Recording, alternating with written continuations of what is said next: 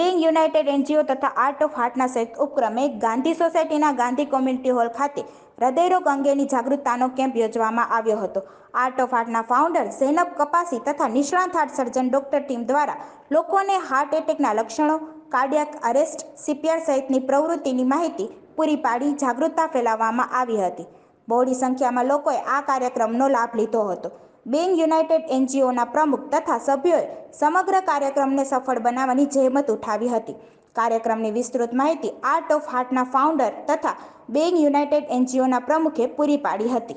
મારું નામ ઇબ્રાહિમ સોની છે અને હું આ એનજીઓ જે અમે ચલાવી છે ને એનો પ્રેસિડેન્ટ છું. આજે બીંગ યુનાઇટેડ એનજીઓ અને આ આર્ટ ઓફ હાર્ટ કે જે 12મા ધોરણમાં ભણતી છોકરી એક સંસ્થા ચાલુ કરી છે, એનું નામ છે ઝૈનબબેન કપાસી.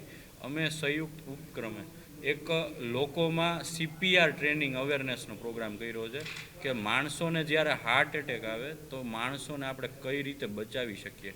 આ પ્રોગ્રામ આપણે આપણા માટે નથી કરતા, આપણે લોકોને કઈ રીતે બચાવવાને એના માટે એક પ્રોગ્રામ કર્યો છે. અને આ અમે લોકોને જ્યારે હાર્ટ એટેકના સિમ્ટોમ્સ દેખાય તો લોકોને આપણે આ સીપીઆર ટ્રેનિંગથી કઈ રીતે હોસ્પિટલ સુધી પહોંચાડી શકીએ, આખા એનો અવેરનેસ ટ્રેનિંગ પ્રોગ્રામ કર્યો છે. આમાં અંદાજિત 50 થી 60 લોકોએ ભાગ લીધો છે ને આમાં ખાસ કરીને અમારે ડૉક્ટર રમાવત સર અને ડૉક્ટર અશિત સરનો પણ સહયોગ મળ્યો છે. અમે આવા અવેરનેસ કેમ્પો કરતા હોઈએ છીએ, સરકારી લાભોના કેમ્પો કરતા હોઈએ છીએ, બ્લડ ડોનેશન કેમ્પો કરતા હોઈએ છીએ, પછી લોકોમાં અલગ અલગ જાગૃતતા કેળવાય એના પણ પ્રોગ્રામો અમે કરતા હોઈએ છીએ. અમે ખાસ કરીને એટલે જ આ 12મા ધોરણમાં ભણતી દીકરી જે 17 વર્ષની ઉંમરમાં એને કંઈક કરવું છે, લોકો માટે કંઈક કરવું છે, એવી ભાવનાથી એ અમારા સામે આવી કે ભાઈ અમને ખબર છે આ એનજીઓ આપણા સમાજનું ચાલે છે અને એવી ભાવનાથી આવી એટલે જ અમે એને સપોર્ટ માટે આવ્યા છીએ. અને હજી જ્યાં પણ કહેશે એની સાથે અવેરનેસ કેમ્પો આ કરશી. ને આ એક મુહિમ એવી છે કે આ તમારે બીજા માટે કરવાનું છે, પોતાના માટે.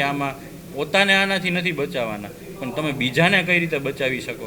કોરોના છે તો કોરોનામાં તો હજી આપણે રિપોર્ટ કરીને ખબર પડી જાય કે ભાઈ આ કોરોના થયું છે, હાલો ભાઈ આની દવા કરો, આને દાખલ કરો. પણ જ્યારે અચાનક કોઈને હાર્ટ એટેક આવી જાય છે તો એ આપણે ખબર નથી પડતી ને આપણે સામાન્ય માણસ જ એને બાજુમાં હોય છે એ જ એને હોસ્પિટલ સુધી પહોંચાડવામાં બચાવી શકે છે. હેલો, મારું નામ ઝૈનબ કપાસી છે. મેં આ initiative known as Art of હાર્ટ ઓર્ગેનાઇઝેશનના ફાઉન્ડર છું.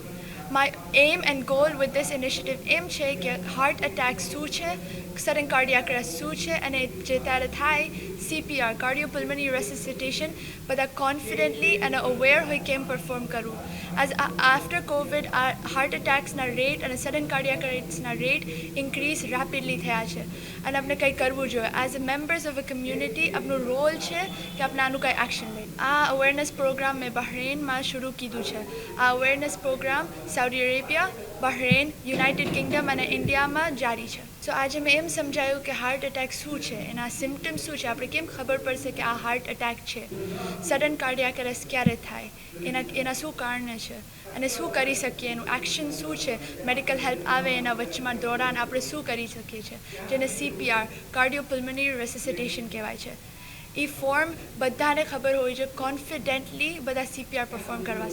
આજ પછી પણ તમારી આ મુહિમમાં આગળ ક્યાં ક્યાં પ્રોગ્રામ કરવા? હા, તો આજ પછી મેં હજી ઘણી કોલેજીસ રાજકોટ, અમરેલીમાં પ્લાન છે કે CPR અવેરનેસ ટ્રેનિંગ આપીએ.